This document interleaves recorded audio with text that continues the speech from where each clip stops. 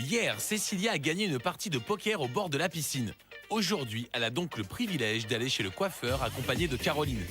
Et c'est au centre de Marbella qu'elles ont rendez-vous pour profiter du cadeau offert par le directeur de la Maison du Bluff. J'étais très contente d'y aller, surtout avec Caro. Je me suis dit qu'on allait passer une après-midi à rigoler.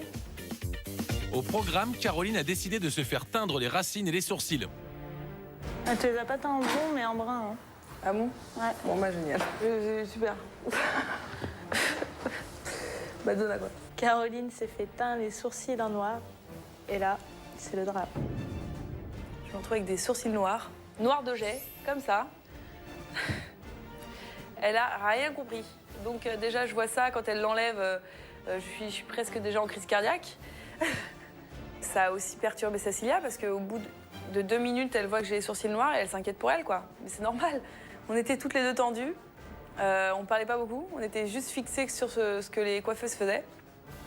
Cette séance chez le coiffeur, ça doit être, on va dire, la détente, ça va être charmé et tout. Bah, c'est un peu raté quand même.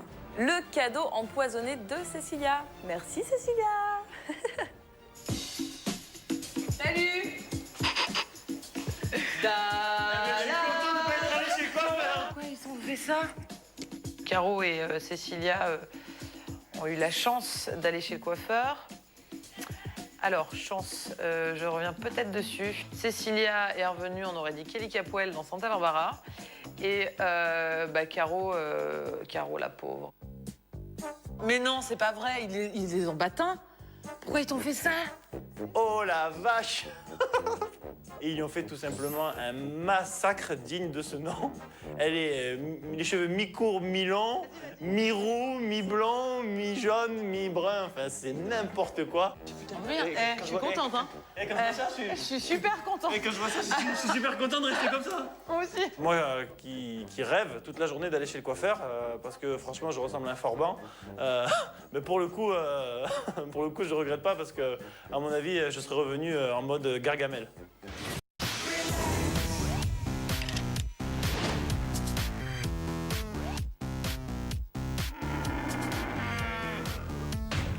Le directeur de la Maison du Bluff et le caporal Maurice ont décidé de faire une surprise aux candidats.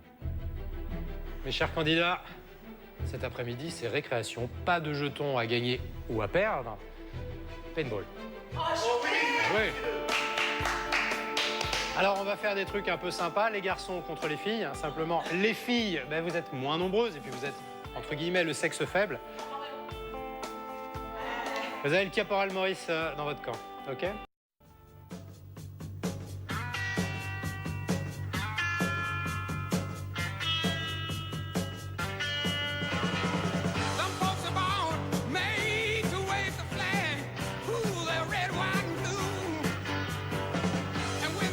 On est arrivé là-bas, c'était un vrai parcours du combattant. On a enfilé une combi camouflage, un casque, des gants, c'était chambé. Une fois que chacun a pris ses positions, on s'est installé. T'es engagé là? Non.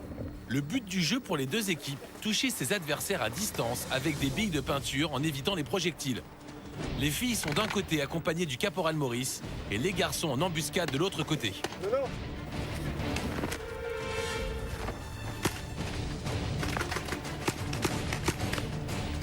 Ça défoule et de se prendre des balles, ça met la rage.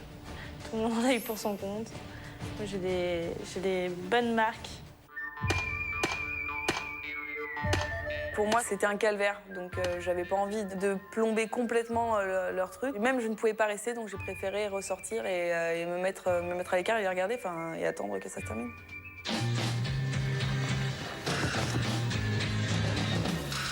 Le caporal Maurice fait équipe avec les filles et établit sa cachette en haut d'un arbre. Rapidement, le surveillant général de la Maison du Bluff est pris pour cible principale.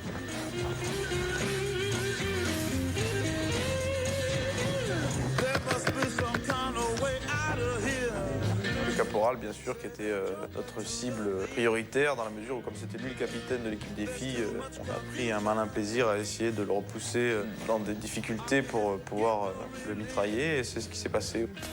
Le caporal dépose des armes sous le feu nourri de ses assaillants.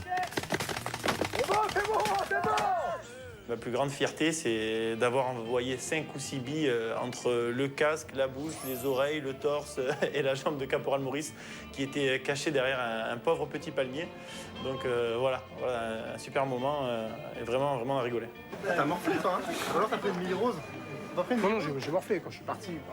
Ah ouais, nous on t'a tué. Moi j'ai vidé mon chargeur sur le Caporal Maurice. Moi aussi. Vu qu'il nous met un peu la misère avec ses pompes, avec ses réveils toniques. Bonsoir.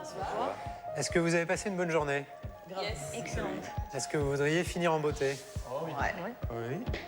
Vraiment. Est-ce que vous voudriez finir en beauté? Voilà. Une soirée un petit peu particulière où les deux chip leaders vont s'affronter en heads-up ce soir, dans un cadre assez particulier. Il ne s'agira pas seulement de poker. Classe ou Non, bof? Il va nous emmener en boîte et il y a des filles presque toutes nues qui vont devoir déconcentrer les deux participants au heads-up. Et voilà. Caroline a vu juste. Les candidats ont rendez-vous dans une boîte de nuit au cœur de Marbella pour une partie de poker qui risque de donner un coup de chaud aux deux chip leaders de la Maison du Bluff. On a l'espace qui nous est réservé, on arrive comme des princes. Le décor, c'est simple, hein. Un endroit super select, une table de heads-up posée devant une table de danse en fait. 3 ou 4 super danseuses en train de se déhancher comme des folles devant la table. Une table avec des collations servies à volonté. Vraiment voilà, tout le monde la banane jusque-là. On est vraiment des grands privilégiés. On se regarde, on joue un peu de jeu aussi, on se provoque, hein, parce qu'on ne connaît pas l'enjeu de la partie, mais il est hors de question qu'un des deux ait envie de perdre. Donc voilà, en avant la bataille. Théo et Julien vont s'affronter dans une partie de poker en face à face, accompagnés des danseuses sexy de la soirée. L'enjeu, rester concentré sur les cartes, rien que sur les cartes.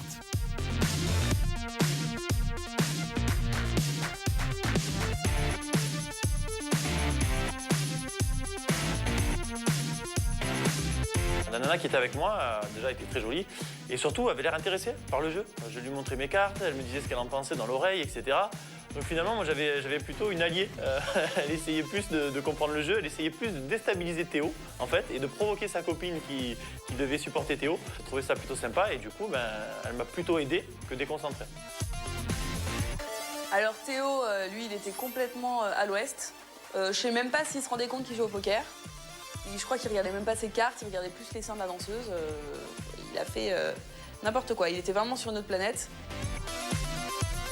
Décidément, Théo gagne une fois de plus et reste chip leader incontesté, malgré la fièvre. La chance a frappé et Théo a fini par gagner la partie.